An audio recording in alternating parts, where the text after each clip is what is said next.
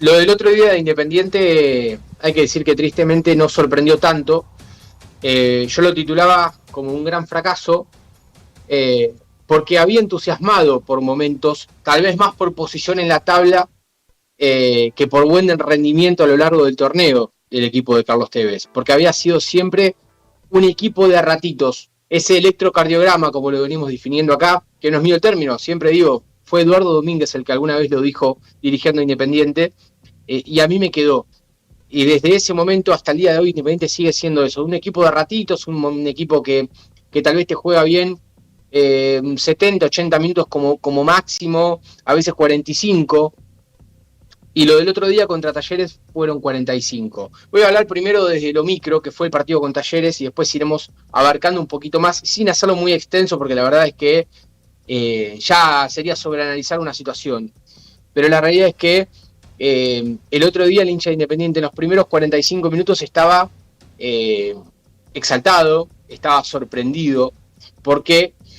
a mi entender se enfrentaba con uno de los mejores equipos del torneo, tal vez con un presente no tan bueno, no tan regular como el semestre pasado, pero que hace rato que Talleres es uno de los mejores equipos del país, sin ninguna duda, o que siempre da pelea.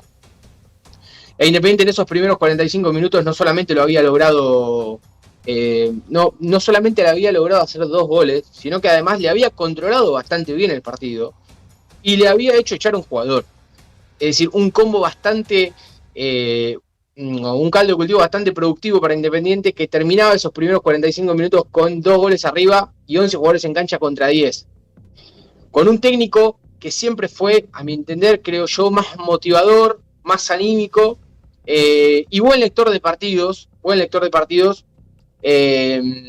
que consagrado todavía o que todavía le han costado dar la talla en partidos importantes. Le pasó el semestre pasado en la final contra Talleres en Córdoba en el Kempes, que lo perdió, y le volvió a pasar también ahora en este partido en el Libertadores de América.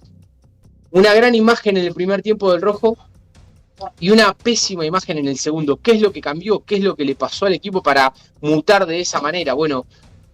yo tengo la teoría, y desde que hace un largo rato, en realidad unos cuantos años, que Independiente los partidos importantes realmente le cuestan muchísimo. Las finales, los partidos que tiene que ganar, los partidos que lo depositan como o lo podrían llegar a colocar como un equipo competitivo en serio, le cuestan o le tiene pánico. Yo ese mismo día por la tarde había hablado con una colega también de Independiente y amiga,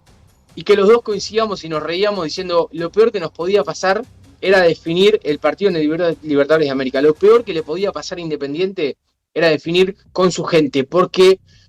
un hincha de Independiente que ya está muy cansado, que está agotado y que está podrido, perdón la palabra, pero de comer mierda durante 20 años, porque las 2 sudamericanas que ganó, la de Holland fue muy buena, la del Turco Mohamed allá en el 2010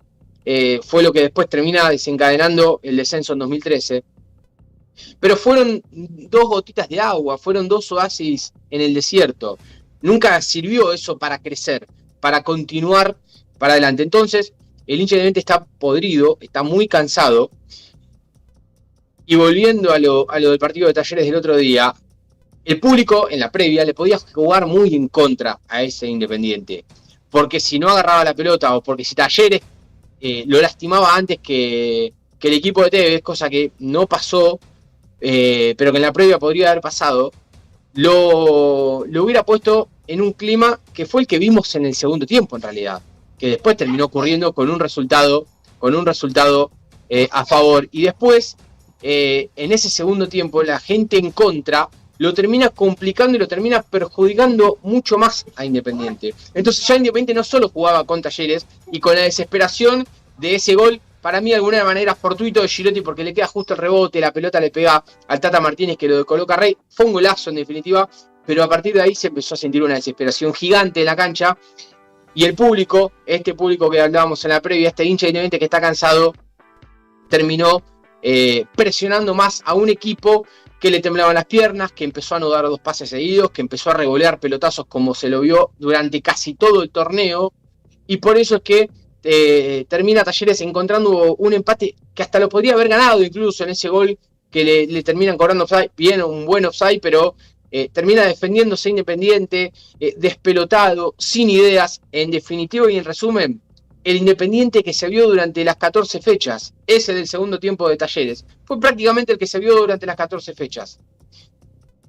Vos me habías preguntado, Horacio, o habíamos charlado, mejor dicho, el viernes pasado en el programa, qué iba a pasar con Tevez, y yo realmente te decía, no lo sé porque hay una parte de la dirigencia que lo banca, Grindetti principalmente, y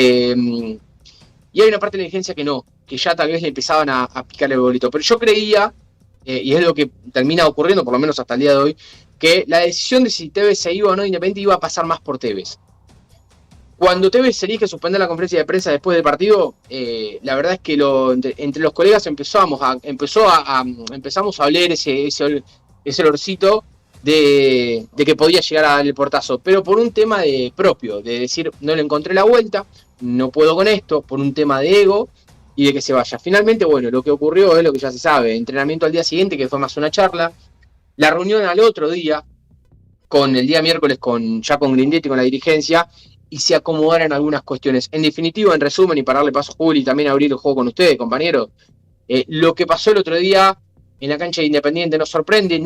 que Independiente se haya quedado afuera, pero sí lo que duele y lo que más molesta fueron las maneras en las que vas ganando un partido 2-0, jugando bien contra, repito, uno de los mejores equipos para mí del campeonato y ya desde hace un largo rato,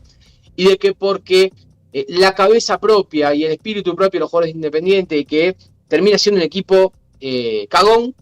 y que no lo supo cerrar,